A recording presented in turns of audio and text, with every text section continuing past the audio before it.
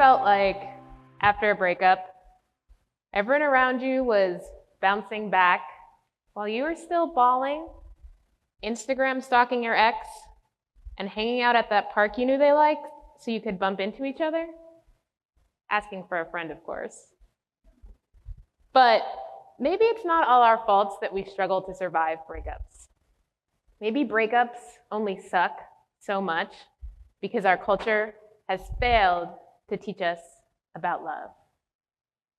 In my young 20s, after I went through a breakup, I'd wallow, I'd obsess, I'd cry at inappropriate times, like when I was hanging out with a rebound to get over said breakup. I'd go to the gym and I'd swing on the elliptical machine and I'd be unable to think about anything else. All this for a guy that I had barely dated for a few months. And what's worse, I felt like my worth was dependent on my ability to find a romantic partner. And without one, I was unworthy. But I did do something right in my post-breakup grief. At a bar with my friend Heather, I turned to her and I said, "Hey Heather, what if we started a wellness group with our friends? Like we could meet up and practice wellness, meditate, cook, do yoga together." And I really hoped it would be the balm that I needed to lift me out of that post-breakup depression. To my surprise, Heather said yes, and that was the start of the wellness group that changed my life. Every week, we met up, and one friend hosted, snacks included. I took friends on a mindfulness walk. Another friend had us do yoga. Another friend had us design vision boards. And the wellness group did heal me, but it wasn't for the reasons that I thought. It wasn't the meditation or the yoga or the cooking that felt most healing of all. It was friendship.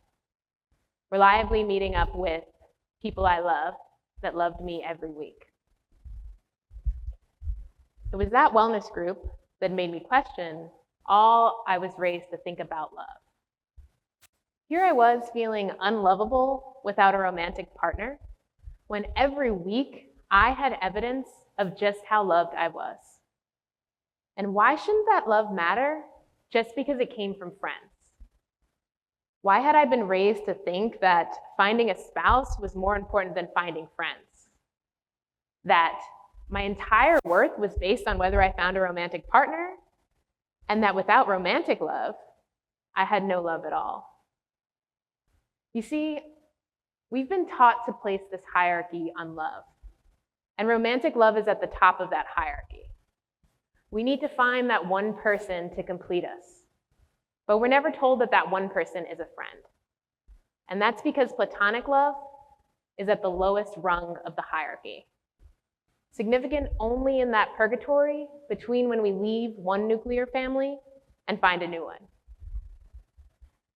But my experiences were leading me to begin to question, how did that story come to be, and what is it costing us? Fast forward, years later, got my PhD in counseling psychology, started to write a book on how to make and keep friends.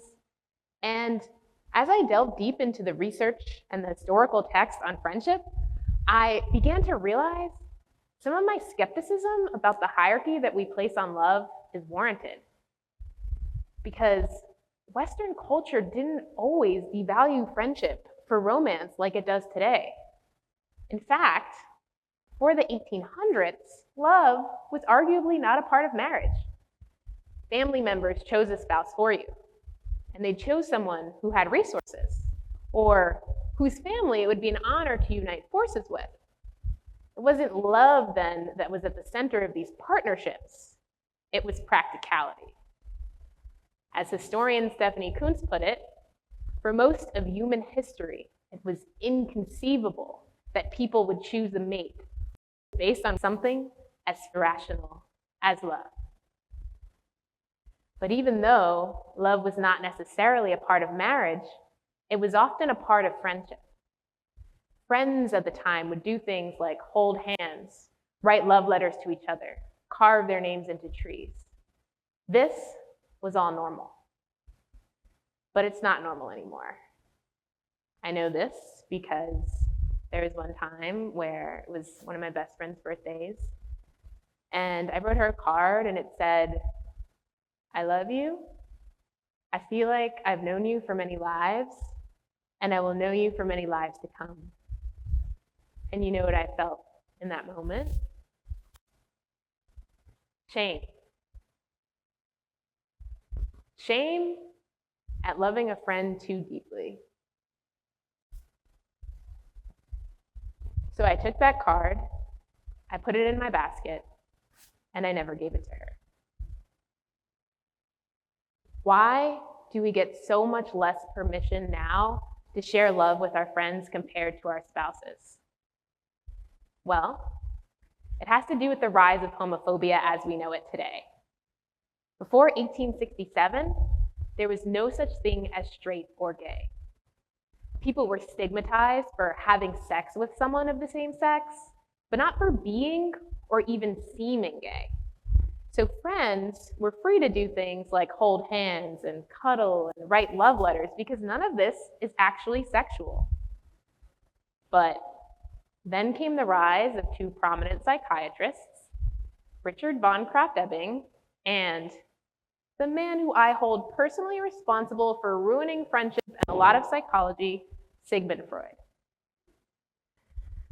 And these two men argued that same-sex love is a sexual disorder. And in the process of creating their argument, they argued that sexual orientation was in fact an identity, a set of experiences, a constellation of behaviors. And ever since then, affection and friendship has declined because we're so afraid that if we love our friends too much, they might think we want to have sex with them. So it's not that we don't feel those deep feelings towards friends, those feelings of romance, idealization, like we want to spend all of our time with our friends. It's just that we don't feel comfortable expressing it. So where does that leave us now? When we look into our history, we find the hierarchy that we place on love crumbling at the seams. How can romantic love be superior to platonic love when romantic love and romantic feelings have been part of friendship throughout history? How can finding a spouse be so much more important than finding friends when historically we've needed an entire community to feel whole? How can a spouse be the only person to complete us when historically we've experienced some of the greatest intimacy and love within our friendships? And even now, women report experiencing more intimacy with their same-sex best friends than they do with their spouses. And men report feeling more relaxed around their same-sex best friends. So what do you think, y'all? Maybe we need to let go of this hierarchy that we place on love. Maybe we need to reconfigure our ideas about love so that no form of love is inferior or superior. I have 3 ideas as to how we can do this. First, I think we need to decompartmentalize the forms of love that we see as appropriate for spouses and for friends, right? So for example, taking someone on a date. We think that that's only appropriate for a spouse, for a date. But why? Why can't we do that with our friends? We should feel comfortable doing things like flying across the country to visit our long-distance friend, just like we would our long-distance romantic partner, or working through conflict with friends instead of ghosting like we'd have to do over and over and over again in a marriage. Or maybe we should be comfortable sharing that love letter with our friend instead of stuffing it in a basket. We should give ourselves more permission to express love towards our friends as deeply as we'd like. My second idea for leveling the hierarchy that we place on love is to allow ourselves to choose a life partner based on compatibility rather than sexual interest. This idea was first forwarded by Swedish queer activist Andy Nordgren, who who created the concept of relationship anarchy, or relinquishing norms around which relationship we choose to center our lives around. We should choose life partners that we feel compatible with and connected to, whether that's a friend or a traditional spouse if we so choose. We can normalize friends doing things like buying houses together or having kids together. Before you send me those angry tweets, though, I want to clarify, I'm not saying we need to throw out our marriages or get divorced. I'm just saying that we should have additional options outside of those handed to us for who we choose to spend our lives with. All right, you ready for my third idea to level a hierarchy? It's to recognize that platonic love is enough. So even if you're single or divorced or widowed, your life isn't lesser and your connections aren't either. Instead of seeing singlehood as a means to an end, we can see it as a beautiful end unto itself, one that offers us more time with friends. But this requires us to deeply internalize the idea that platonic love is enough. Or to see it as C.S. Lewis once did when he said, "Friendship is insignificant, like art, like philosophy, like the universe itself." How would my life have been different if I never placed a hierarchy on love? I would have never felt that my worth was dependent on my ability to find a romantic partner because all the while I had love. I would have never felt such heartbreaking grief, such deep depression, and I would be able to move in and out of romantic relationships all the while feeling whole. And I would have never felt lost without the one, because I've always had the many. Thank you.